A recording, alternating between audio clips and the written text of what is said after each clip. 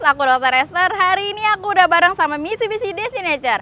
Nah, hari ini aku dikasih kesempatan untuk ngejajalin mobil SUV family ini yang katanya banyak yang ngincer nih.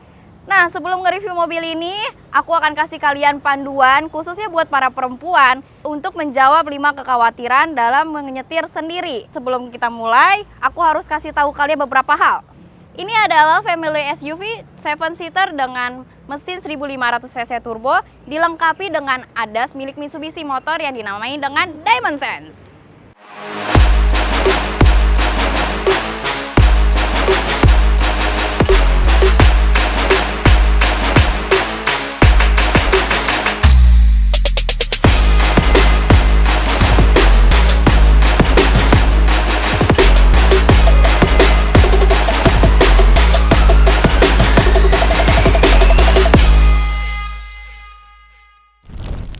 Mobil ini dirancang dengan sasis monocoque, berpenggerak roda depan dan merupakan mobil dengan bahan bakar bensin. Destinator juga dilengkapi dengan AC dual zone yang memungkinkan pengemudi dan penumpang depan mengatur suhu udara secara terpisah sesuai preferensi masing-masing. AC juga dilengkapi fitur dry yang dapat membantu mengurangi kelembapan udara sehingga lebih sehat untuk kulit. Pada trim tertinggi, mobil ini punya panoramic sunroof yang menjadikan mobil terkesan lebih luas. Dengan kaca atas yang bisa dibuka, dapat membantu pengemudi dan penumpang melepas stres dan memberikan sensasi calming saat berkendara. Selain panoramic sunroof, Destinator trim tertinggi juga dilengkapi audio system dynamic sound Yamaha Premium 8 speaker termasuk tweeter di pilar A dan sebuah subwoofer. Mobil ini punya ground clearance-nya tinggi, hingga 244 mm. Jadi aman untuk dibawa pergi ke jalan jelek sekalipun. Meskipun punya ground clearance tinggi, mobil ini tidak terasa limbung.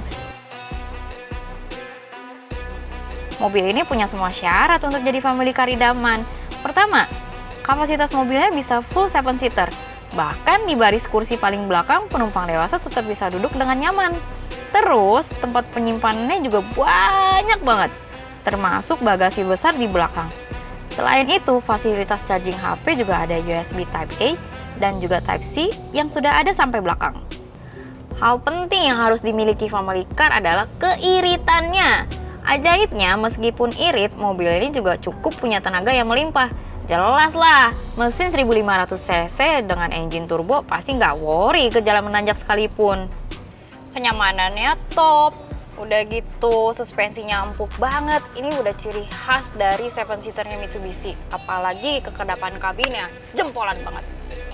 Selain itu nih, menurut aku pribadi nih ya, ini mobil tuh nggak cuma nyaman buat penumpang, tapi buat pengemudinya juga asik banget. Buat aku yang seneng ngedrak, mobil ini tuh beda sama SUV, MPV, atau family car di kelasnya. Mobil ini pakai transmisi CVT, tapi tarikan mesinnya responsif banget. Akselerasinya dari 1 sampai 100 meter bisa ditempuh dalam kurang dari 9 detik. Yang jelas, mobil ini tuh OP banget kalau buat kelas family car. Oke guys, sekarang kita mulai menjawab kekhawatiran yang pertama. Nah, sekarang kita akan cobain fitur yang bisa kasih kita guide saat parkir jadi lebih aman. Dimana kita tadi tuh udah sempet singgung soal Diamond Sense-nya Mitsubishi Destinator ini. Dari Diamond Sense, Destinator punya yang namanya Multi Around View Monitor. Jadi monitor ini bisa nampilin kondisi depan dan samping seperti ini. Selain itu, ada mode tampilan kamera lain yang ragamnya cukup banyak. Dari Diamond Sense ini juga ada Rear Cross Traffic Alert yang kasih tanda ke kita, misal ada yang melintas dari belakang waktu kita mundur. Selain itu, mobil ini meskipun gede tapi fleksibel banget. Kalaupun nggak cuma buat parkir, nyetir ini buat belok-belok atau putar balik juga gampang. Mobil ini punya radius putar 5,4 meter yang itu termasuk aman banget kalau mau putar balik di jalan raya. Cuman catatannya, kalau kalian mau putar balik di jalanan, itu lampu sennya dihidupin, tapi jangan ngedadak.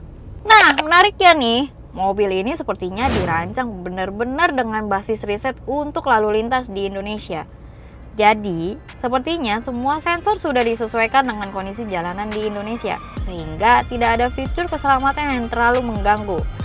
Seperti yang paling sering terjadi itu adalah pengereman mendadak. Dan akhirnya, karena sudah disesuaikan, sistem terasa smooth tanpa overreactive.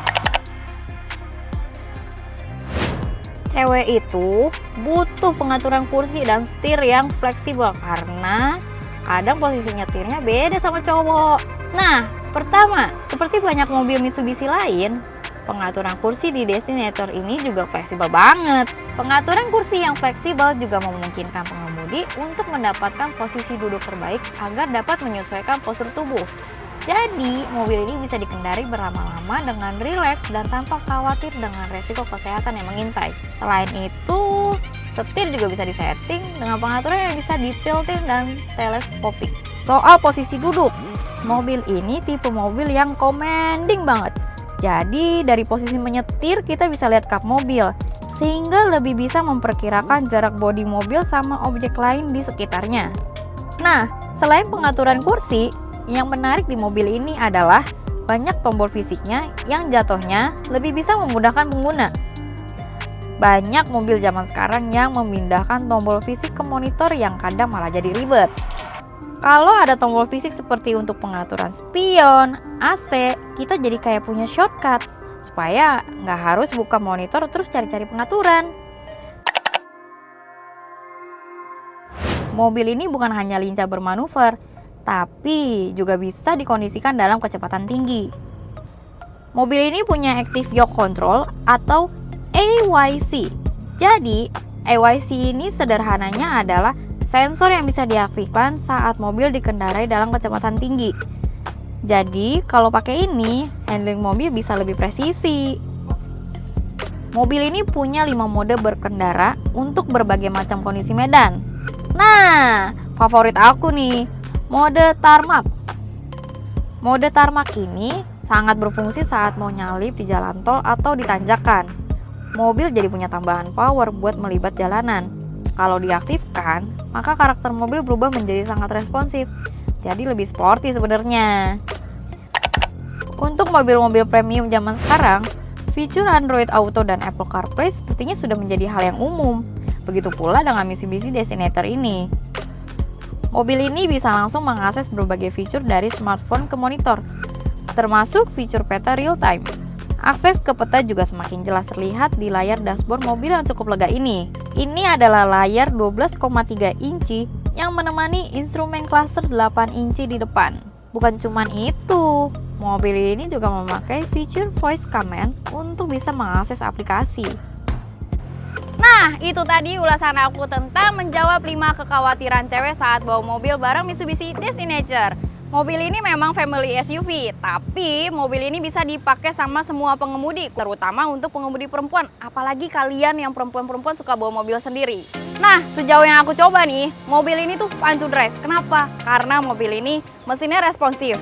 Udah gitu handlingnya oke, tapi dia nggak ngorbanin kenyamanan. Udah gitu, yang paling gue suka adalah kabinnya itu mewah dan dia pakai bahan yang premium, plus dia itu udah kedap. Selain itu, kalau buat aku, mobil ini tuh udah paling pas banget, apalagi untuk para penumpang dewasa. Karena kapasitasnya itu dia luas, apalagi di bagian belakangnya. Jadi kalau kalian mau isi penuh sama penumpang dewasa, itu masih oke banget dan masih nyaman banget. Lihat nih, selega ini. Jadi kalau buat hangout bareng teman-teman, aku bisa bawa penumpang penuh.